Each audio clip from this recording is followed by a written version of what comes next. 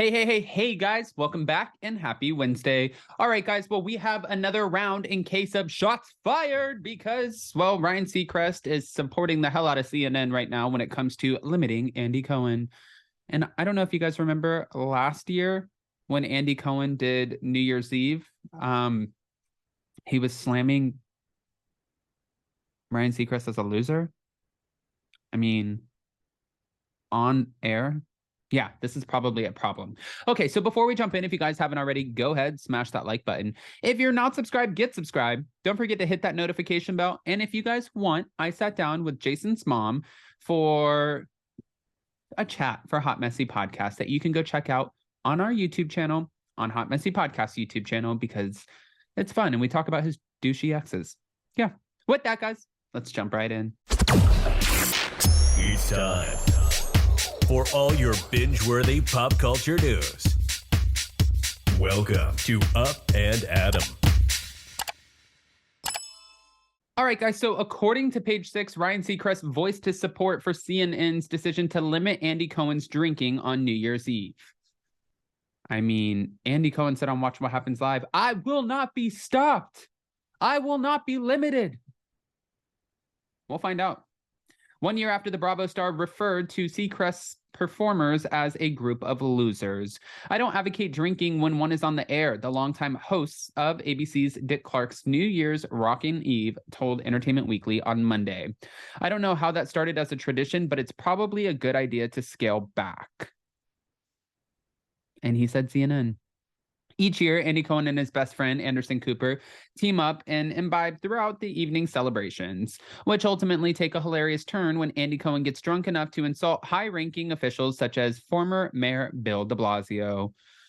I mean, I don't know if you guys remember last New Year's. It was an absolute shit show. Like, even Anderson Cooper had to kind of pull him back and reel him in. And then he was like pouring drinks on air, which is fine. Listen, but you're on like national television. You want to do it on YouTube? You want to do it on Watch What Happens Live? That's still national television. I guess that's a little bit different. But if you're going to drink, maybe don't insult Ryan Seacrest and other networks. Am I wrong? I don't know. There's some pretty respectable people, or at least one, right? That's what Ryan Seacrest joked about the hosts of CNN's New Year's Eve Live. So he's throwing shade back, but I don't blame him.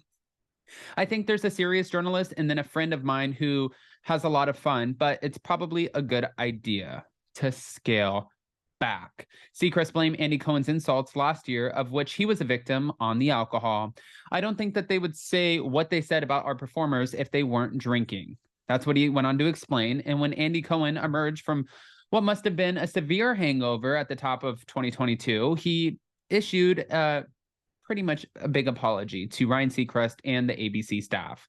"The only thing that I regret saying, the only thing is that I slammed the ABC broadcast, and I really like Ryan Seacrest, and I think he's a great guy." That's what Andy Cohen said of Ryan Seacrest's production. "And I really regret saying that, and I was just stupid and drunk and feeling it." He also added, "And I just kept talking, and I shouldn't have, and I felt bad about that. So that is the only thing I regret. It's the only thing." I mean, if you read the comments, though, about Andy Cohen, like, listen to some of this. "Is Andy ever sober? I say no. CNN's entire on-air staff on that New Year's show are all drunk or high or both. They have done this for years, and they don't hide it. Even Andy's after show on Bravo has a bar, and they serve drinks. He needs to go to AA." Oh, that's a little extreme, guys. Ryan Seacrest's opinion here is of little or no consequence. His ITA mother energy is best kept to his own side of the street and perhaps his closet. It's a little aggressive, too. "I would support in our New Year's Eve electrocution of..." What? People are nasty. But here's the thing, too. CNN asked him to scale back, and he pretty much said, "I'm not scaling back. I am not scaling back." He said that on Watch What Happens Live. He's like, "We will get drunker than ever, and we are going to do what we want." All right, well, then go do what you want. I mean, if you're saying you're going to get drunker than ever, then that's your thing, and you're going to do that. And if CNN finds your ass, they're going to fine your ass. And when I say fine, I'm not saying fined. Mouth issues, sorry, because I told you guys I got surgery done on my mouth. I'm saying fine, F-I-N-E. If they issue you a fine, then they issue you a fine. So fine. That time I said fine. All right.